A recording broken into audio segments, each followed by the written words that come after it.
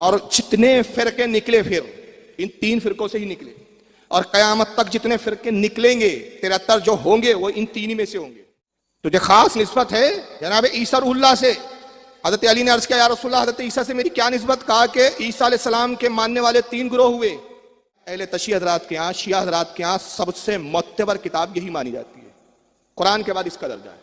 ہم بخاری کو مانتے، وہ بخاری کو نہیں مانتے، نہج البلاغہ کو مانتے ہیں وہ۔ اور یہ کتاب وہ قرآن کے بعد افضل کیوں مانتے؟ بقول اہل تشیع، بقول شیعہ حضرات کے، یہ علی کی لکھی ہوئی کتاب ہے، یہ علی کے قطبات ہے جس کو شیخ ردی کر کے ان کے محدث سے انہوں نے جمع کیا۔ میں اس لیے دکھا رہا ہوں کہ یہ بات واضح ہو جائے کہ حدیث کوئی ہم صرف اپنے گھر سے نہیں سنا رہے، آپ کا بھی اس پہ اتفاق ہے۔ یہ کتاب ہے نہج البلاغہ، یہ دیکھیں اسکرین پہ ہے، یہ ہاتھ میں ہے۔ مولا کائنات ارشاد فرماتے ہیں لوگوں میرے بارے میں 2 لوگ گمراہ ہوں گے، 2 قسم کے لوگ تباہ و برباد ہو جائیں گے۔ آپ کے گھر کی کتاب ہے، سنیوں کی، دیوبندیوں کی، اہل حدیثوں کے گھر کی کتاب آپ کے گھر کی ہے، چھاپا آپ نے، پڑھتے آپ ہیں، مانتے آپ ہیں، انکار نہیں کرتے آپ۔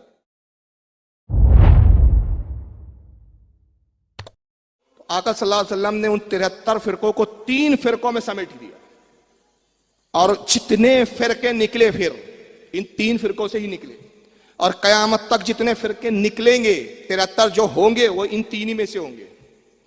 اور یہ حدیث متفق علیہ حدیث ہے، اس پر کسی فرقے کا اختلاف نہیں۔ اہل سنت میں تو حدیث آئی ہے، اہل تشیع حضرات کی بھی حدیث موجود ہے۔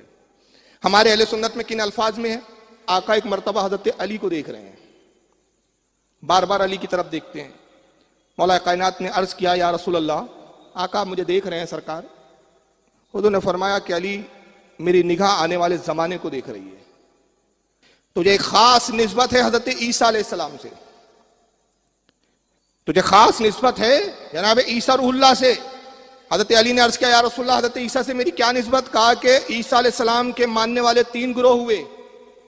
ایک گروہ وہ تھا کہ جنہوں نے حضرت عیسیٰ علیہ السلام کو معاذ اللہ اتنا بڑھایا کہ خدا کا بیٹا کہہ دیا، جبکہ عیسیٰ کہتے رہے انی عبداللہ، میں اللہ کا بندہ ہوں، اتانی الکتاب وجعلنی نبیا، اور اللہ نے مجھے کتاب دی اور مجھے نبی بنا کر بھیجا۔ وہ کہتے رہے میں نبی ہوں، بھیجا گیا ہوں۔ جو بھیجا جاتا ہے وہ خدا نہیں ہوتا، جو آتا ہے وہ خدا نہیں ہوتا۔ خدا ہے لم یلد ولم یولد، لیکن قوم کہتے رہی نہیں ابن اللہ، اللہ کا بیٹا، گمراہ ہو گئے، کافر ہو گئے۔ کا دوسرا گروہ وہ تھا کہ جنہوں نے عیسیٰ علیہ السلام سے اتنی دشمنی کی کہ جناب عیسیٰ کو سولی دینا چاہا، مارنا چاہا۔ اللہ نے اپنے فضل و کرم سے عیسیٰ کو اٹھا لیا آسمانوں میں، انہوں نے عیسیٰ سے دشمنی کی اور ہلاک ہوئے۔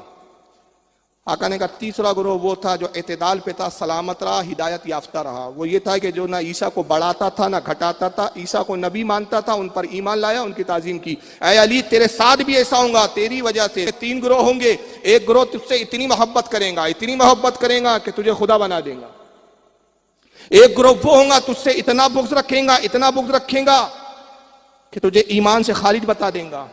ایک تیسرا گروہ ہوگا جو اعتدال پر ہوگا کہ علی جو مقام و مرتبہ جو میں نے تجھے بتایا، جو مقام و مرتبہ تیرا میں نے اپنے صحابہ پہ ظاہر کیا، اسی مقام و مرتبے کے اعتبار سے تجھے تسلیم کریں گا، مانیں گا، تیری عزت کریں گا، نہ بڑھائیں گا نہ گھٹائیں گا، اور وہی ہدایت یافتہ گروہ ہوگا۔ لیکن آئیے اہل تشیع کیا یہ حدیث کن الفاظوں میں ہے؟ میں اس لیے دکھا رہا ہوں کہ یہ بات واضح ہو جائے کہ حدیث کوئی ہم صرف اپنے گھر سے نہیں سنا رہے، آپ کا بھی اس پہ اتفاق ہے۔ یہ کتاب ہے نہج البلاغہ، یہ دیکھیں اسکرین پہ ہے، یہ ہاتھ میں ہے۔ اس پر شبہ ہو، بھالدہ پورے میں ہی بیٹھے ہیں آپ، میں بھی بھالدہ پورے میں رہتا ہوں، جب چاہیں گھر پہ تشریف لائیں، 2 قدم ہے بس چل کے آنا ہے، کتاب کھول کے دیکھ لیں کہ میں نے کیا پڑھا ہے، غلط پڑھا ہے، صحیح پڑھا ہے یا نہیں ہے۔ نہج البلاغہ کیا ہے؟ اہل تشیع حضرات کے ہاں، شیعہ حضرات کے ہاں سب سے معتبر کتاب یہی مانی جاتی ہے، قرآن کے بعد اس کا درجہ ہے۔ ہم بخاری کو مانتے، وہ بخاری کو نہیں مانتے، نہج البلاغہ کو مانتے ہیں وہ۔ اور یہ کتاب وہ قرآن کے بعد افضل کیوں مانتے؟ بقول اہل تشیع، بقول شیعہ حضرات کے، یہ علی کی لکھی ہوئی کتاب ہے، یہ علی کے قطبات ہے جس کو شیخ ردی کر کے ان کے محدث سے انہوں نے جمع کیا۔ یہی حدیث نہج البلاغہ میں حضرت علی سے ان لوگوں نے لکھی، اور کیسے لکھی؟ نہج البلاغہ خطبہ نمبر 125 اور صفحہ نمبر اس کا 353۔ مولا کائنات ارشاد فرماتے ہیں لوگوں میرے بارے میں 2 لوگ گمراہ ہوں گے، 2 قسم کے لوگ تباہ و برباد ہو جائیں گے۔ پہلا گروہ تو وہ ہوں گا جو مجھے حد سے زیادہ چاہیں گا، حد سے زیادہ محبت کریں گا، اتنی محبت کریں گا، محبت میں اتنا افتراق کریں گا، اتنا بڑھیں گا کہ غلط راستے پہ لگ جائیں گا۔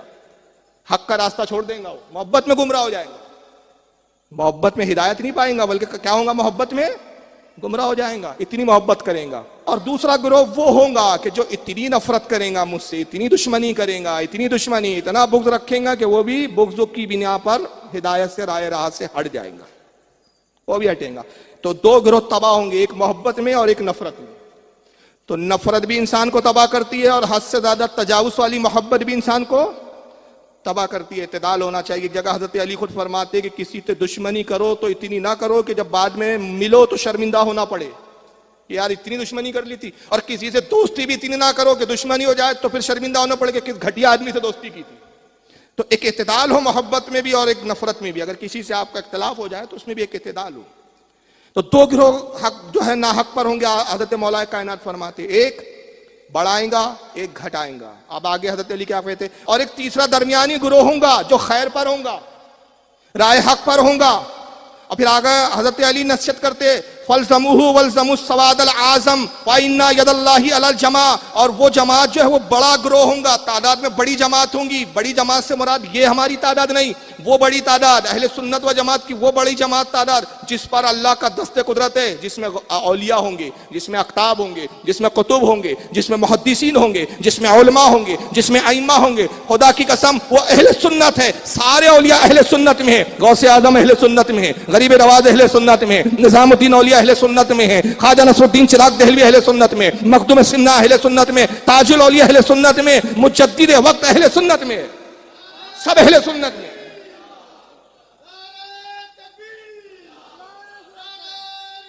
فرمایا بڑی جماعت جہاں اولیاء کی کثرت ہو، جہاں ائمہ کی کثرت ہو، وہ جماعت کو پکڑو، مضبوطی سے اختیار کرو، سواد العظم بڑی جماعت کو اختیار کرو۔ کیوں؟ فَإِنَّ يَدَ اللَّهِ عَلَى الْجَمَاعَةِ، کہ اللہ کا دست قدرت جماعت پر ہوا کرتا۔ اور آگے پھر حضرت علی کیا فرماتے؟ یہ آپ کے گھر کی کتاب ہے، سنیوں کی، دیوبندیوں کی، اہل حدیثوں کے گھر کی کتاب آپ کے گھر کی ہے، چھاپا آپ نے، پڑھتے آپ ہیں، مانتے آپ ہیں، انکار نہیں کرتے آپ۔ پھر آگے حضرت علی فرماتے ہیں کہ اے لوگوں، تفرقہ اور انتشار سے باز آ جاؤ، انتشار مت پھیلاؤ، گمراہیت کی باتیں مت کرو، گمراہ مت کرو لوگوں کو، اتحاد کو اختیار کرو، اتفاق کو اختیار کرو۔ اس لیے کہ جو جماعت کو چھوڑ دیتا ہے نا، بہت نکل رہے ہیں لوگ، بڑے تیزی سے نکل رہے ہیں، اور نکل کر بولتے آج ہم کو حق سمجھ میں آیا۔ تو آج بدلا فرقہ، آج چینج کر رہا ہے، 1400 سال پہلے حق آیا تھا کہ آج آیا جو تیرے سمجھ میں حق آ جا رہا ہے؟ ہمارے آبا اور اجداد تو 1400 سال پہلے حق سمجھ چکے، تو آج سمجھا 1400 سال پیچھے چل رہا ہے ہم سے اتنا لیٹ؟ جماعت چھوڑ رہے ہیں صاحب بڑی تیزی سے، کہہ رہے صاحب آج حق پر سمجھ میں۔ اور علی فرما رہے انتشار سے بچو، جماعت سے ہٹو مت، بڑے گروہ سے الگ مت ہو جاؤ۔ کیوں کہ جو بڑے گروہ سے الگ ہوتا ہے وہ شیطان کے حصے میں چلا جاتا ہے، شیطان اس کو اچک لیتا ہے۔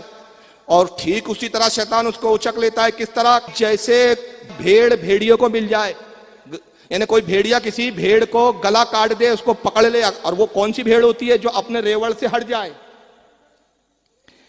تو مولا کائنات کا یہ خطبہ، اور ہمارے ہاں بھی اہل سنت میں وہ دو روایتیں جو میں نے پڑھی، اس طرح کی بہت ساری روایتیں، اسی پہ ہم پڑھے تو پوری رات گزر جائے، روایتوں کا سلسلہ ختم نہیں ہوگا، لیکن یہ سمجھنے کے لیے دو کافی ہے کہ آقا نے حق کے لیے دو چیزیں بیان کی۔ فرمایا میری امت میں 73 فرقے ہوں گے، وَتَفْتَرِقُ أُمَّتِي عَلَى 30 و70 ملہ، میری امت 73 فرقوں میں بڑھ جائیں گی، كُلُّهُمْ فِي النَّارِ، سب کے سب جہنم میں جائیں گے، إِلَّا مِلَّةً وَاحِدَةً، ایک جماعت ہوں گی جو صرف جنت میں جائیں گی۔ قَالُوا مَنْ هِيَ يَا رسول اللہ، صحابہ نے پوچھا جماعت کی نشانی کیا ہے جنتی؟ قَالَ مَا أَنَا عَلَيْهِ وَأَصْحَابِي، کہا جس پر میں اور میرے صحابہ ہوں گے وہی جماعت حق پر ہوگی۔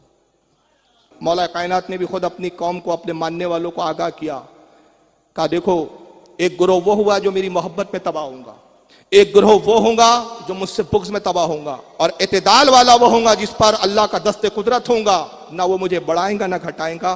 نتیجہ یہ ہوا کہ امت میں 3 فرقوں میں، علی کے کہنے کے مطابق، رسول کے بتانے کے مطابق 3 گروہ ہوئے۔ پہلا گروہ شیعہ کہلایا، دوسرا گروہ خارجی کہلایا، تیسرا اہل سنت و جماعت۔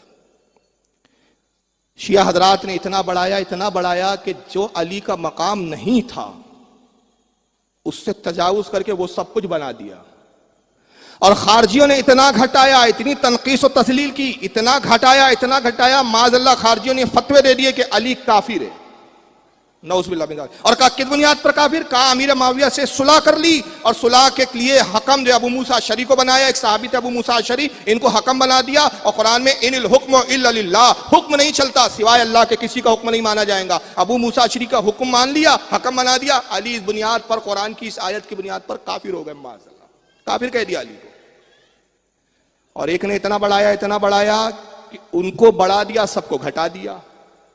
अब कोई कहेंगे ना हमने बढ़ाया ना घटाया, जो अल्लाह ने दिया था वही तुम्हें मैं दिखाऊंगा कि क्या वाकई आपने जो बढ़ाया अल्लाह ने ऐसा ही बताया, रसूल ने ऐसा ही बताया जो आप बढ़ा रहे हैं।